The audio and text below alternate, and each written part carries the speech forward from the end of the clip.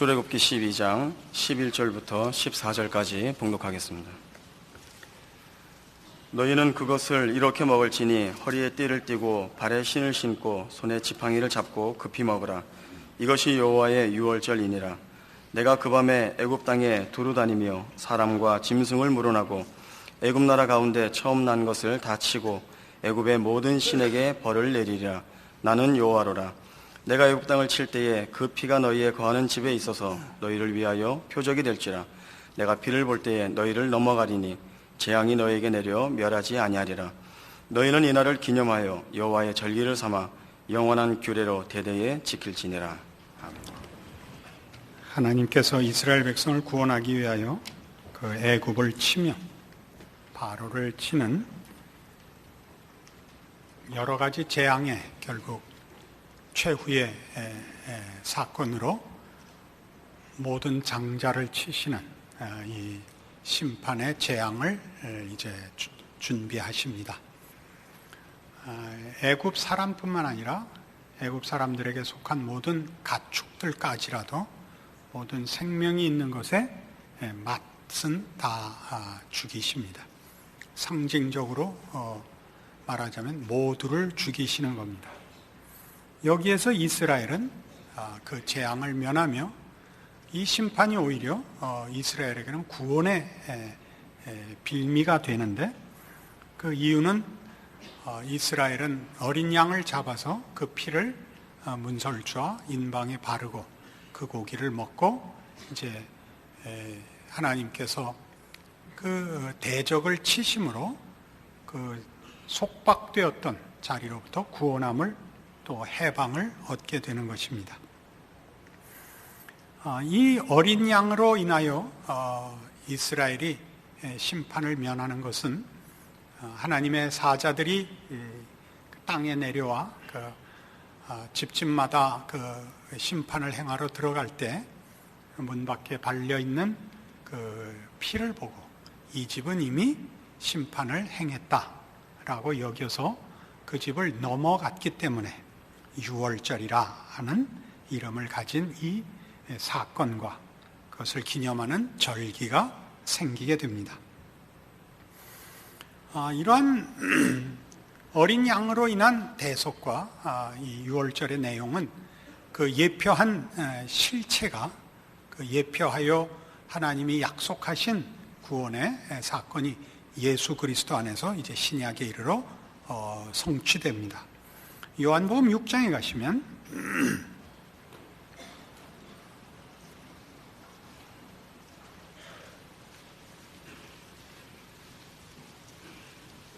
신약성경 154페이지 요한복음 6장 53절, 예수께서 이르시되 내가 진실로 진실로 너희에게 이르노니 인자의 살을 먹지 아니하고 인자의 피를 마시지 아니하면 너희 속에 생명이 없느니라.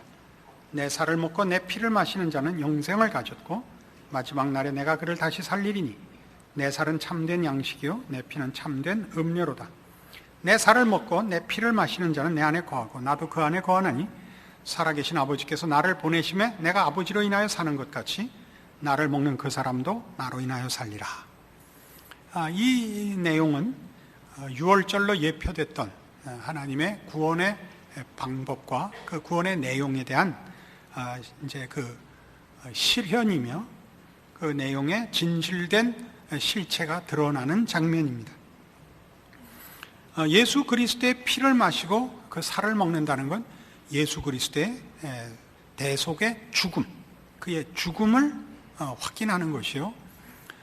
우리가 그 피를 마시고 살을 먹는다는 것은 예수 그리스도가 우리를 위하여 죽으실 뿐 아니라 우리의 영원한 생명의 양식이요 유일한 내용이 되시는 충만하신 우리의 구원의 그 본질인 것을 증언하는 것입니다.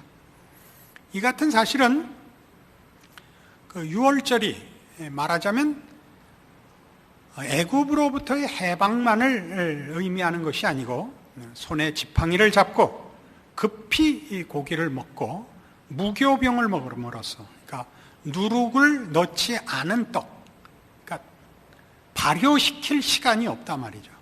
출발하는 것임을 묘사하고 있습니다. 이 출애굽은 우리 성경의 제목이 출애굽기라서 애굽에서 나오는 것으로 중심이 되어 있지만 이제 그 이후의 내용들을 이어보면 확인하시다시피 가나안 땅에 들어가기 위한 출발에 불과합니다.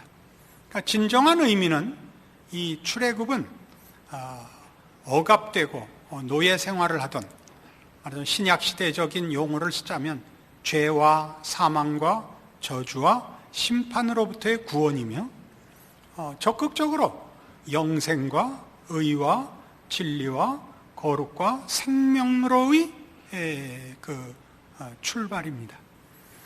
그래서 우리는 이러한 사실들을 우리의 생애 속에서 분명히 우리가 가지는 신앙 고백으로 확인해야 합니다. 일반적으로 모든 성도라 일컬음을 받는 하나님의 백성들은 이 출애굽적 신앙 고백과 간증과 경험을 가지고 있습니다. 어떻게 하나님께서 나를 그리스도 예수 안에서 구원하셨는가, 어떤 은혜를 베푸셨는가, 어떠한 사랑을 주셨는가를 감격스럽게 얘기합니다. 그러나 그것은 언제나 그로 인하여 일어난 결과, 의와 진리의 거룩함으로 부르심 받은 현실이 비교되지 않으면, 그 현실이 신앙적인 결실이 증언되지 않으면 그 힘을 잃습니다. 이 일은 우리 모두에게 매우 중요한 일입니다. 다시 출애굽기 12장에 돌아가서 그 본문의 오늘 14절 말씀을 한번 다시 봅시다.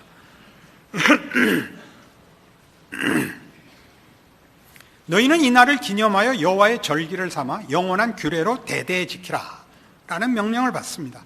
대대에 지켜야 됩니다. 근데 이 사건이 일어났을 때 이 자리에 있었던 이 사건을 경험한 세대는 이것이 정말 기념할 만한 일이고 대대에 지킬 그런 가치가 있는 것이지만 후손들은 의미가 줄어듭니다. 예를 들면 우리나라 역사를 봐도 3.1절이다 그러면 감동이 없죠. 그죠? 노는 날이지요. 그죠? 8월 15일이다 그러면 누구 말대로 빨간 날이지, 노는 날이지, 해방의 기쁨이라는 거는 지금 그 8.15의 해방을 그 철이 들어서 성인으로서 맞이한 사람들, 그 전에 고통을 경험한 사람들과는 다르지요. 그런 감격이 잊기가 어렵습니다. 이 문제는 25절에 이렇게 이어집니다. 너희는 여호와께서 허락하신 대로 너희에게 주시는 땅에 이를 때 이 예식을 지킬 것이라. 이후에 너희 자녀가 묻기를 이 예식이 무슨 뜻이냐 하거든 너희는 이르기를 이는 여호와의 유월절 제사라. 여호와께서 애굽 사람을 치실 때 애굽에 있는 이스라엘 자손의 집을 넘으사 우리의 집을 구원하셨느니라 하라 하매 백성이 머리 숙여 경배하니라. 그러니까 어디서 지키는 예식이라고요? 약속의 땅에서 지키는 예식입니다. 애굽을 벗어나는 것은 젖과 꿀이 흐르는 땅에 들어가기 위함이지 나오고 보자는 아닙니다. 그러니까 구원에는 하나의 경계선밖에 없습니다. 애굽에 있던가 가나안에 있던가 하는 하나의 경계선이죠. 신분상 그렇습니다. 그러니까 이 사건이 벌어지던 역사적 현장에 시간적으로 공간적으로 같이 있을 수 없었던 후손들은 이 예식에 대하여 질문을 마땅히 하는 것입니다. 이후에 너희 자녀가 묻기를 이 예식이 무슨 뜻이냐 하거든 그때 대답해야 됩니다. 하나님께서 종되었던 애굽에서 우리를 구원하셔서 오늘 이 복을 누리게 하셨기에 우리가 이 예식을 지킨다. 그러니까 그 과거가 오늘이라는 그 과거의 구속과 해방 이전과 다른 현실의 지금을 가지고 있지 않으면 설득력이 없습니다. 이것이 언제나 예수를 믿는 신앙인들의 후손들에게 가지는 책임으로서 아주 큰 것입니다. 우리가 모두가 예수를 믿고 고백하고 그 감격이 있고 영원한 소망 가운데서 그 신자됨을 확인해서 이 예배에 나옵니다. 여러분 모두가 그렇습니다. 그러나 우리가 살면서 경험하다시피 우리 부모님의 그 신앙을 보고 자녀들이 그렇게 항복하는 그 수가 많지 않고, 또 우리의 신앙에 대해서 우리 자손들이 우리를 보고 쉽게 항복하지 않는 이유는, 말하자면 그 역사의 현장에, 그리고 그 역사의 사건이 가지는 의미가 각 개인에게 적용되고 찾아오는 일이 그렇게 만만치 않은 일이기 때문에 그렇습니다. 이런 일들은 오늘날 우리가 신자로서 이런 중요한 책임의식을 가지고 지켜내야 합니다. 그것은 뭐냐 하면, 말하자면 애굽에 있을 때와 지금이 다른 이 구별을 해야 되는데, 그 구별이 이 세상에서는 환경적이지 않습니다. 예수 믿기 전에는 못 살았는데 예수 믿고 나니까 잘 산다. 예수 믿기 전에는 밤낮 병치레를 했는데 예수 믿고 나서는 건강하다. 이런 구별로는 안 됩니다. 그렇게는 하나님이 차별을 주지 않습니다. 언제나 그 구별의 기준은 죄입니다. 죄악된 삶을 살던 것으로부터 거룩한 삶을 사는 것, 하나님을 모르는 삶에서부터 하나님을 의지하여 사는 것의 차이입니다. 그것이 우리가 일반적으로 생각할 때는 큰 구별이 있는가, 큰 차별이 있는가라고 생각할 수 있습니다. 특히 구원에 관한 감격과 그 신앙 고백이 아직 영글지 않은 후손들이 볼 때는 예수를 믿고 사는 게 그렇지 않은 것과 뭐가 차이가 있느냐 하는 것을 그렇게 깊이 이해하지 못합니다.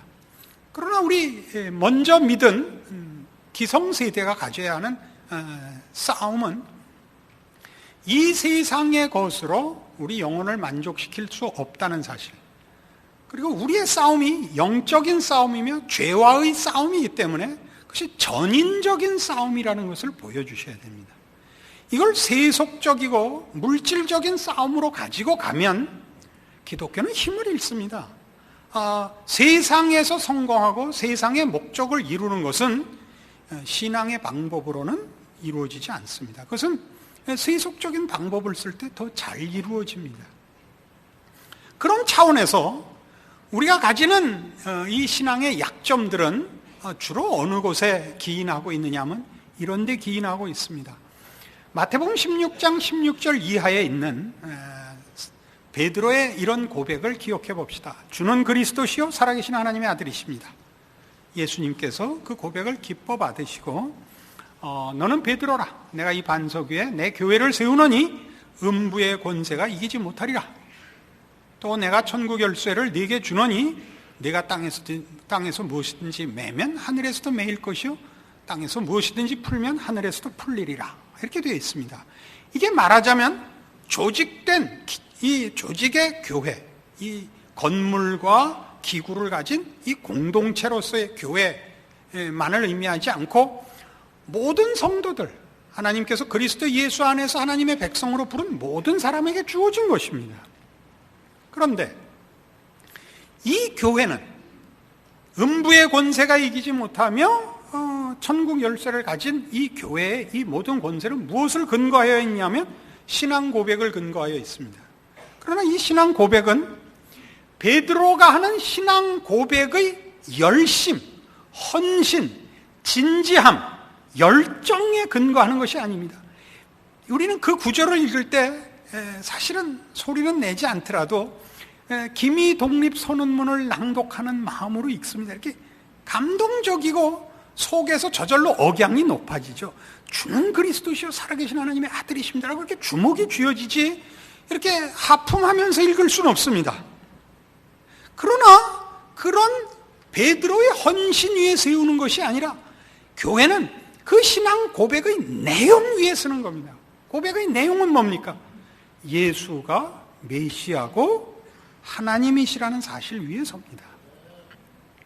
그러니까 우리가 지금 현대 사회를 살면서 실존적이고 상대적이고 개인적이고 실용적이고 다원화되어 있고 개인적인 욕심이 모든 기준과 권위를 부정하는, 각자가 다 신이 된 사회에서 살면서 신앙 고백도 그 영향을 받습니다. 우리의 신앙 고백들은 나의 확인, 나의 고백, 나의 확신, 나의 경험이라는 것에 너무 큰 비중을 둡니다. 하나님이 예수 그리스도로 말미암아 하신 하나님의 구원 사역과 그 약속의 실현으로 인한 신실함, 진실함을 보이사 하나님 되심과 우리를 향한 약속들의 사실성을 역사적으로 확인한 것이 십자가 사건입니다. 그건 역사의 사건입니다. 그 사건이 어떤 의미를 가지느냐가 우리에게 확인되어 우리 각자가 신앙 고백을 하는 것입니다. 우리 각자가 감격하고 깨우친 것이 우리의 실존상 필요한 적용이요, 우리의 항복을 받아내고 우리의 신앙 고백을 낫게 하지만, 깨우침이 난 것이 아니요, 내가 감격한 것이 그 강도나 내용을 채운 것이 아니라 하나님의 하나님 되시는 통치와 우리를 향한 그의 긍휼과 자비와 허락하신 구원과 그것을 이루시는 하나님의 신실하심이 우리의 감격의 더 큰, 그것보다 우리의 항복과 감격 더 밑에 있는 더 본질적인 근거인 것입니다. 그러니까 우리가 주는 그리스도시요 하나님의 아들이십니다를 고백하며 하나님께서 우리를 위해 그 아들을 아끼지 아니하셨으니 그 무엇인들 아끼시겠습니까? 라고 고백을 할 때는 그것이 나의 깨우침과 내 그 신앙적인 진지함에 너무 치중하지 마시고 역사적 사건으로 이 일을 이루사 만천하에 모두에게 증거하신 하나님의 백성으로 부르는 자라, 그렇지 않은 자라, 온 우주라는 공간 속에서 역사의 시간 그 현장에서 이 일을, 그 아들을 보내어 십자가를 세우신, 지금 오늘 우리 출애굽기식으로 하면 그의 사자들을 보내어 애굽의 모든 장자를 치며 이스라엘 백성을 구원해내고 홍해를 가르신 사건으로서, 역사로서 증언하여 이것이 누구 어느 한 개인과 사사로이 약속하고 사사로이 찾아간 정도가 아닌, 과연 온 우주와 역사의 주인으로서의 하나님의 하나님 되시는 그 뜻을 이루시며 그 뜻의 거룩하심과 은혜로우심과 복되심을 약속대로 이행하시는 하나님으로서 등장하시는 하나님이 우리 신앙 고백의 근거요, 나를 항복시킨 이유인 것으로 자리 잡고 있어야 됩니다. 그럼 뭐가 다르냐?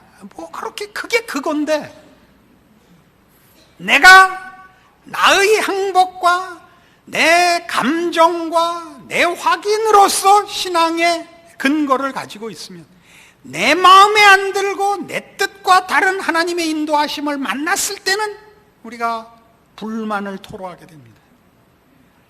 우리가 가지는 항복이 하나님의 하나님 되시는 변치 아니하시고 아무도 변명할 수 없고 대적할 수 없는 하나님의 공의로우시고 객관적인 역사적 사실로 근거를 삼아 유월절을 만드시며 십자가 사건을 만드신 하나님 위에 내 신앙이 서 있으면, 하나님이 우주와 역사를 그의 신실하심으로 인도해 나가신다는 이 큰 하나님의 통치 안에서 우리의 오늘 불만이나 의심이나 걱정이나 곤고나 모든 문제들이 우리를 넘어뜨릴 수 없는 것이 됩니다. 그것은 하찮은 것이 됩니다. 사소한 것이 됩니다.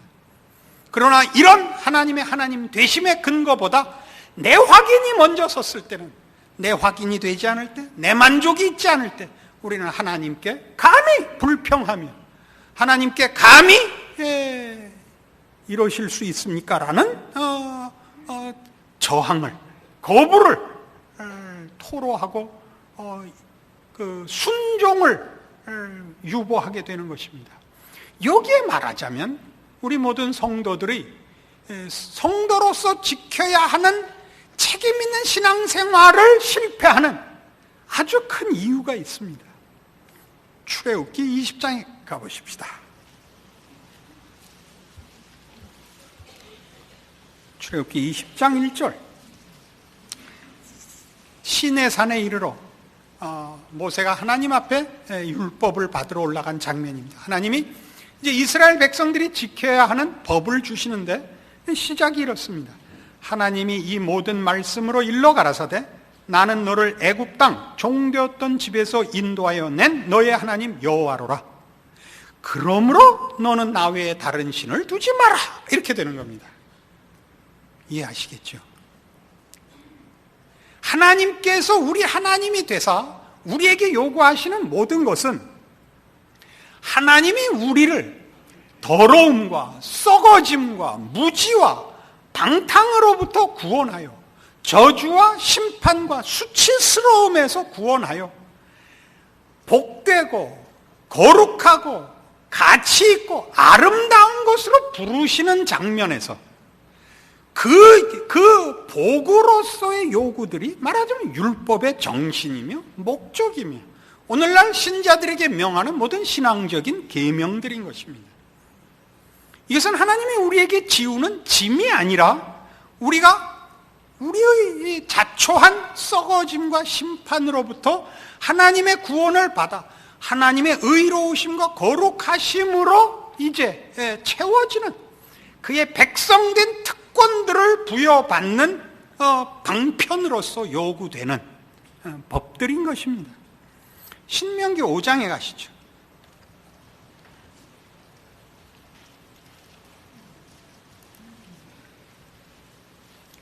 (269페이지) 구약성경 신명기 5장 12절입니다.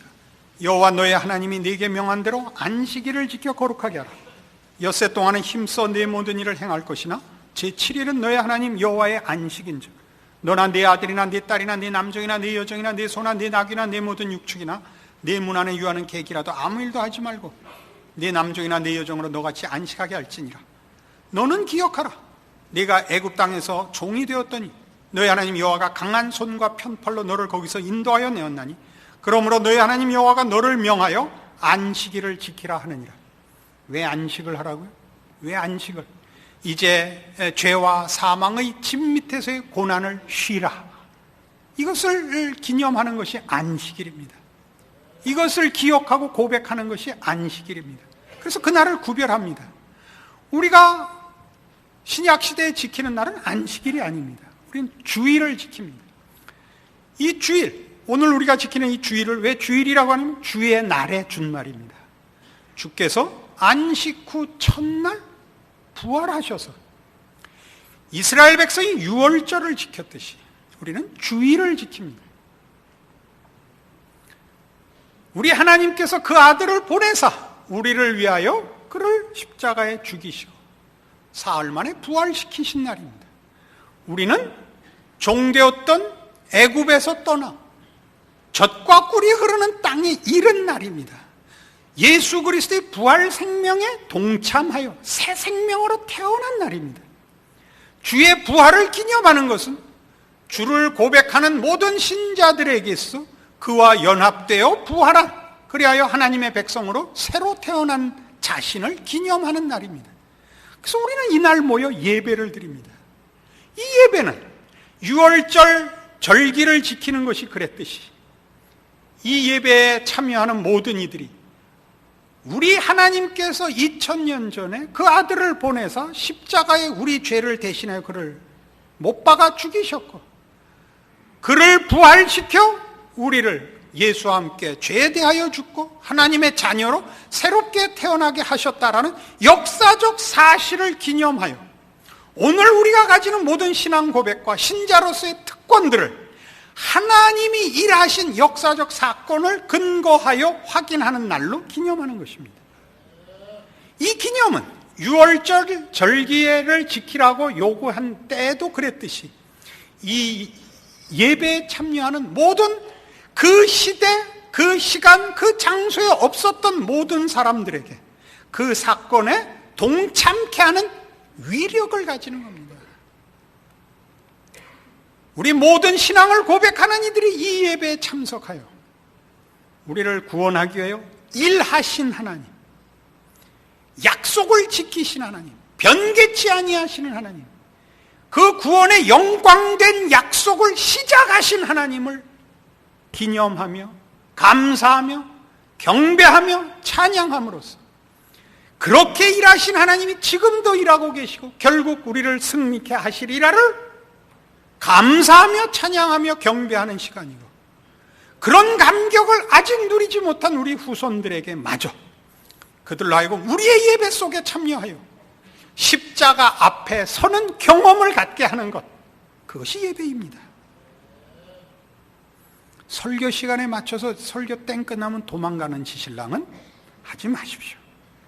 이 예배에 참석하는 모든 것이 복이며 이 하나님 앞에 나오는 초청을 받는 것이 모두 그 자랑이며, 이것이 우리로 하여금 일주일을 사는 내내 우리로 하여금 하나님께서 통치하시고 하나님께서 약속한 것을 이루실 그 나날들, 그 역사, 그리고 그 통치의 가장 중요한 목적이요 대상인 그의 백성들 각 개인의 생애에 이 하나님이 간섭하시고 보호하시는 삶이라는 것을 확인하고 감사하는 날로 이 날을 지키고, 그렇게 일주일을 순종하고 또 감사로 나오는 것, 이것이 주의를 맞는 성도들의 마땅한 자세인 것입니다.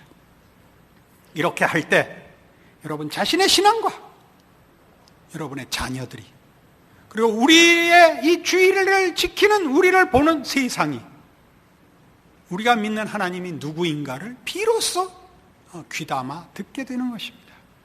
그럼 우리 각각이 가지는 기분이나 우리의 소원이나 우리의 이상이나 우리의 일시적인 기호가 아니라 역사를 주장하시는 주인이시오, 그가 목적을 갖고 계시고, 그리하여 오늘 우리 같은 하나님의 백성들의 항복을 받아내신 하나님이라는 것을 세상이 비로소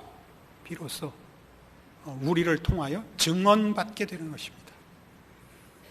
이러한 인생을 사는 것이 신자의 인생인 것을 기억하시고, 여러분 각자의 신앙이 이런 하나님, 온 우주와 역사의 유일하신 통치자이신 하나님의 구원 역사와 복 주시려는 궁극적인 목적 아래 있는 인생이라는 것을 인하여 세상을 이기는 믿음으로 신자된 삶을 누리시는 그런 복된 인생을 사시기를 권합니다.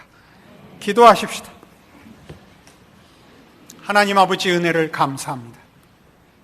하나님은 우리 아버지시고 그 아들을 우리를 위하여 주신 사랑의 하나님이시며, 그 아들과 함께 모든 것을 은사로 주사 기필코 우리에게 시작하시고 허락하신 구원을 복되고 영광되게 완성시키실 우리 하나님이십니다.